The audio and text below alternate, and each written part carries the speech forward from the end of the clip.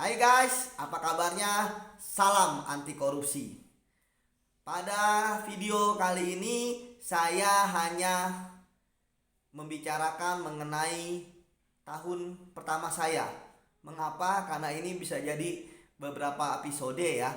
Karena di tahun pertama itulah internalisasi nilai-nilai ke-KPK-an itu ditanamkan kepada kami pegawai KPK, termasuk saya dan teman-teman dalam Angkatan Indonesia Memanggil 2.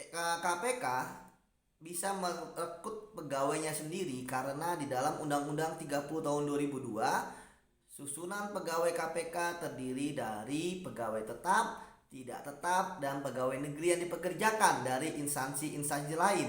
Misalnya dari kepolisian, dari kejaksaan, dari BPKP, Kementerian Keuangan, BPK, dan kementerian-kementerian atau instansi lainnya. Disinilah hal yang menarik bahwa pegawai KPK itu bisa direkrut oleh KPK sendiri tanpa adanya campur tangan dari instansi lain.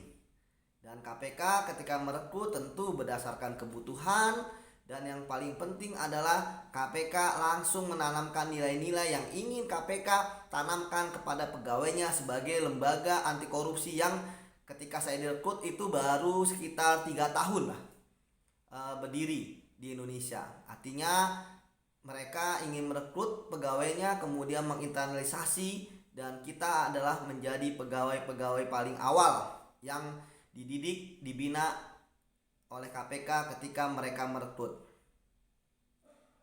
Ada hal yang menarik ya dalam internalisasi itu, dan ini yang menjadi dasar kami ketika kami akan menjadi pegawai KPK. Pertama adalah sistem KPK yang zero tolerance. Artinya kami diajarkan bahwa tidak ada ampun bagi para pelanggar etik di KPK. Nol toleransi. Sehingga ketika ada yang salah pasti dihukum di KPK. Tergantung dengan kesalahan yang mereka perbuat. Kemudian yang kedua, whistleblower system. Artinya kami sesama pegawai KPK harus saling mengawasi jika ada teman-temannya yang melanggar etik. Itulah sebabnya di KPK kami ini adalah saling mengawasi dan harus mengadu ketika ada temannya yang salah, karena bisa jadi nanti kami juga akan diperiksa juga mengapa ada temannya salah dan tahu itu tidak melaporkan. Kemudian dalam sistem perjalanan dinas juga menarik bahwa kami tidak boleh dijemput, ya kan, tidak boleh diantar. Jadi misalnya saya ketika mengisi acara ya hanya mengatakan pada panitia saya nanti akan datang, acaranya di mana, tempatnya jam berapa dan sebagainya. Kemudian saya tiba-tiba akan hadir di situ. Kemudian juga terkait dengan pembiayaan itu at cost ya. Jadi misalnya kami kemanapun di Indonesia perjalanan dinas ya ataupun luar negeri itu ada at cost. Artinya bukan lamsam. Misalnya ini 1 juta untuk satu perjalanan, habis gak habis silakan, tidak.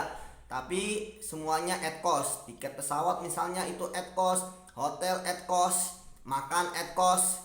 Kami pun paling hanya mendapatkan ada namanya uang saku lah ketika tahun 2007 itu 50.000. Nah itu yang istilahnya bisa kita pergunakan untuk apapun gitu ya, satu hari 50.000. Artinya memang KPK saat itu mengatakan bahwa ini adalah single salary, bahwa ketika saudara diperintahkan ke luar negeri ataupun ke daerah-daerah itu adalah bagian dari pekerjaan. Artinya bahwa Anda sudah digaji setiap bulan, sehingga sebenarnya ketika Anda ke suatu daerah dan sebagainya itu adalah bagian dari pekerjaan. Itu salah satu filosofisnya. Termasuk juga mungkin kalau teman-teman paham tentang mengapa pegawai KPK itu tidak meminum air putih. Nah, itu kami diajarkan gitu ya. Bukan takut untuk diracun atau takut di apa ya, tetapi memang kami sudah dibiayai oleh negara dan jadi tidak bisa atau tidak boleh membebankan kepada instansi lainnya. banyak hal ya, misalnya kemudian kami tidak boleh bertemu ya, berhubungan langsung maupun tidak langsung dengan pihak berperkara, bahkan itu adalah pidana bagi pegawai KPK. Jadi kami itu benar-benar mawas diri, dan saya pun akhirnya selama 14,5 tahun jarang-jarang lah saya bertemu dengan teman-teman saya, karena ya saya takut misalnya terjadi fitnah atau apa, karena kan ya kita paham lah, teman-teman kita pasti kan ada yang jadi politisi, ada yang jadi pengusaha, atau ada yang jadi orang atau pejabat atau yang bekerja dengan mereka yang kita nggak tahu gitu kan. Itu sebabnya 14,5 tahun ini saya pribadi benar-benar menjaga untuk bertemu dengan siapapun. Banyak lagi lah yang diajarkan, mulai dari 9 nilai anti korupsi, jujur, peduli, mandiri, disiplin, tanggung jawab, kerja keras, adil, berani. Nah, itu semua diajarkan.